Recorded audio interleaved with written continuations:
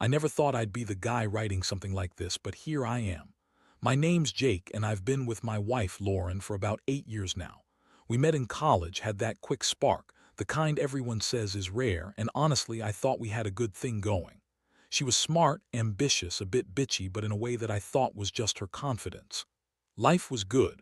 I was working my ass off as a graphic designer. She was climbing the corporate ladder, and we had plans. Big plans. A house, maybe kids someday, all that typical stuff. But about 6 months ago, I started noticing little things. She'd be more irritable when I got home, snapping at me over nothing, making excuses to stay late at work or go out with her friends more than usual. At first, I just shrugged it off. Maybe she was stressed, maybe I was just imagining things. Plus, she's the queen of lies when she wants to hide something. She's good at it. I learned early on never to trust her excuses blindly.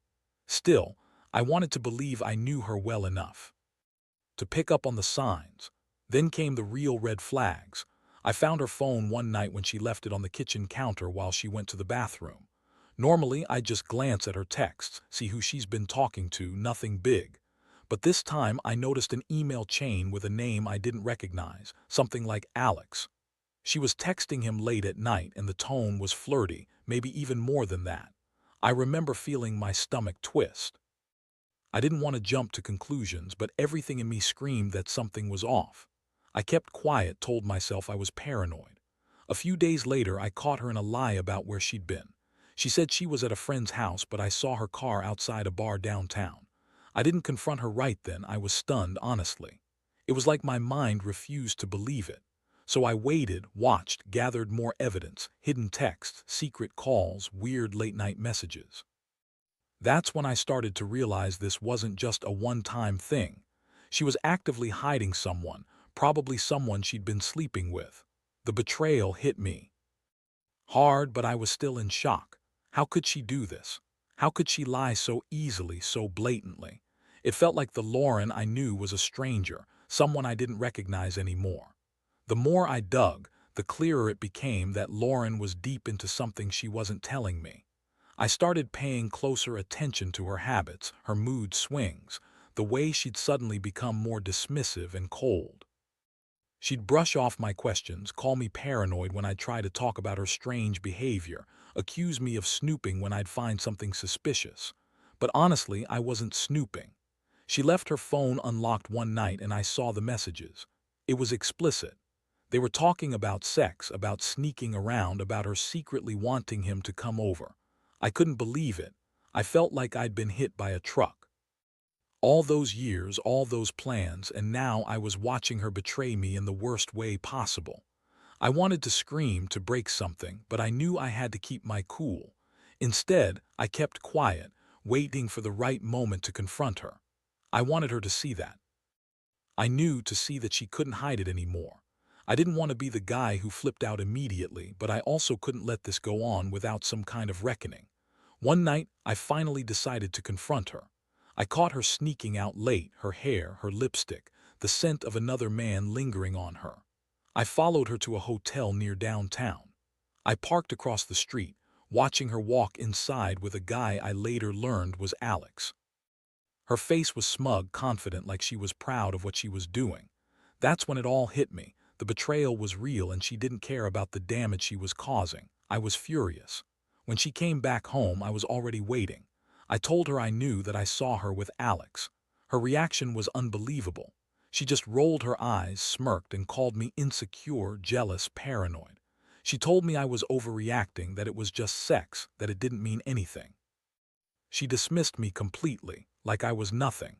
That's when I realized that she was bullshitting me, that she'd been lying all along, and that she was fully aware of what she was doing.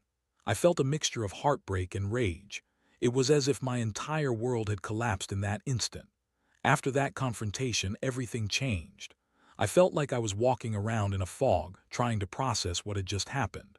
I couldn't sleep, couldn't eat, couldn't focus. My mind kept circling back to all the signs I'd missed, all the times she'd lied to me, all the moments when I'd trusted her and she'd betrayed that trust. The worst part was knowing she didn't even seem to care. She was so dismissive, so indifferent to the pain she'd caused. I guess that's what hurt the most, her complete lack of remorse. I decided I couldn't just sit around waiting for her to come back and admit everything. I needed to do something, even if I wasn't sure what that was yet. I started planning my next move. Part of me wanted to confront her again, really lay everything out, make her see what she'd done. But another part of me thought about revenge, about making her feel what I was feeling right now. I wasn't quite sure which way to go. Then I remembered the manuscript I'd been working on, a novel I'd been pouring my heart into for months. Lauren had been helping me, giving feedback, suggesting edits. Well, I found out she'd been cheating with her damn literary editor, Mark. They'd been sneaking around behind my back during those long editing sessions that extended beyond manuscript pages. The irony hit me hard. She had dedicated her book to her faithful support, and now I could see how painfully ironic that was. She was lying and cheating while pretending to be my biggest supporter. It was like a slap in the face every time I thought about it. I started digging into Mark. I found out they'd been meeting in secret, exchanging emails, even talking about how excited they were to finish my book. I was stunned. My creative process, my passion, turned into their secret rendezvous spot. I felt betrayed in every possible way. I knew I had to do something, but I wasn't sure if I should just cut my losses or try to fight back. Every time I thought about her lying through her teeth, I felt a surge of anger. I wanted her to pay for what she'd done, especially for messing with something I cared about so deeply. That's when my plan started to take shape. Revenge wasn't just about hurting her. It was about making her see the damage she'd done, forcing her to face the consequences of her lies and betrayal. Over the next few days, I threw myself into planning what I was going to do. I knew I couldn't just confront her again or yell and hope she'd somehow understand. I needed something more calculated, something she wouldn't expect. I started by gathering every piece of evidence I had, screenshots of her texts with Mark, emails, photos from the hotel, everything. I wanted her to see that I knew everything, that I had every detail documented. It was my way of taking back some control, even if I was hurting like hell inside. One evening, I decided to set the trap. I left my phone in the bedroom, but I installed a discreet recording app on her tablet. I knew she often used it to check her emails, so I figured I'd catch her in the act if she kept lying. Sure enough, the next night, I caught her texting Mark again, talking about meeting up, about how excited she was to see him. There was no denying it anymore. I'd caught her red-handed. She was cheating on me with her literary editor, a guy who was supposed to help me finish my book. I felt a rage I'd never experienced before, mixed with heartbreak, bitterness, and a profound sense of betrayal. That night I couldn't sleep. My mind was racing. I looked at her, lying next to me, so completely indifferent to what I knew. I wondered how I'd been blind for so long, how I'd missed all the signs. I wanted to smash something, to scream at her, but I just sat there, clutching the evidence like a talisman of my pain. I started thinking about what I'd do next.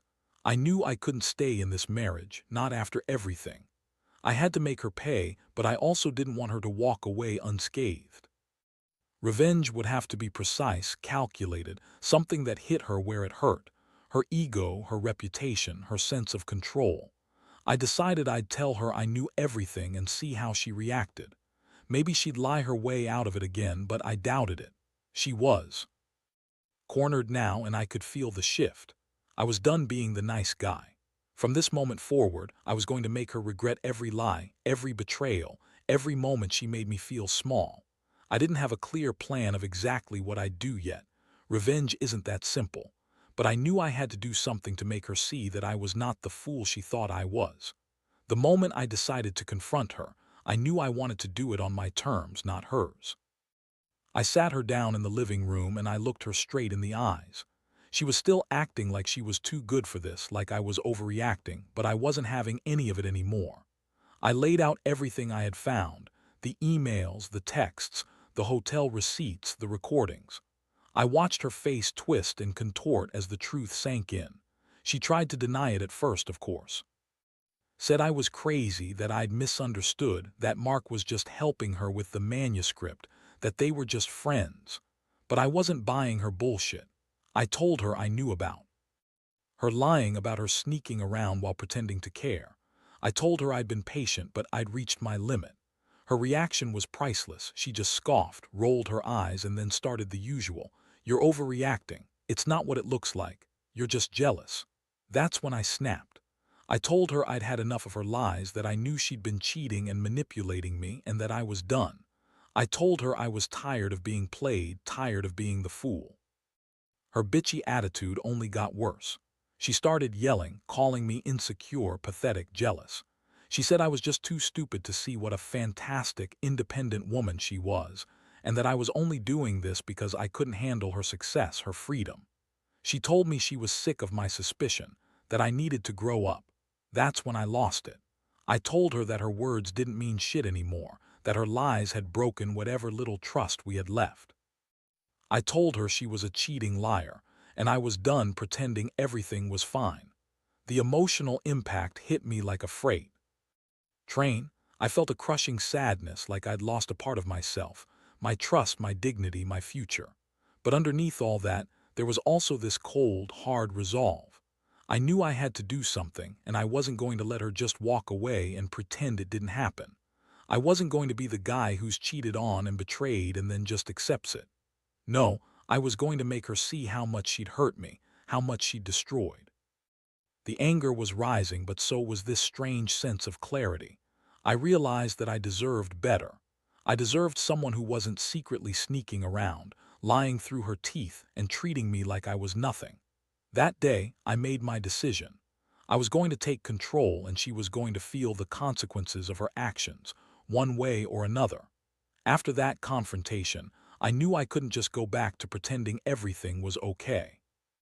The damage was done, and I had to face the reality of what our marriage had become. I told her I needed some time to think, that I couldn't be around her anymore until I sorted through all of this. She tried to play the victim, of course, crying and saying how I was overreacting, that I was too jealous, that I was destroying what little was left of us. But I wasn't listening. I'd already made up my mind this was the end of our story. In the days that followed, I moved out, packed my things, stayed at a buddy's place, and tried to piece myself back together. It wasn't easy. Every day felt like a punch to the gut. I kept replaying everything, the lies, the cheating, the betrayal, and wondered how I'd ever let it happen. But I also realized something. I was stronger than I thought. I'd been through pain before, but this was different. This was raw, real, and it hurt like hell. Yet somehow I found a strange sense of relief. I was free from her lies, her manipulations, her bullshit. Looking back, I learned a lot from this experience. I learned that people can be incredibly good at hiding who they really are. That sometimes, the ones you trust the most are the ones who hurt you the deepest. And that revenge, as bitter as it feels in the moment, is about hurting her anymore. It's about reclaiming your dignity and moving on.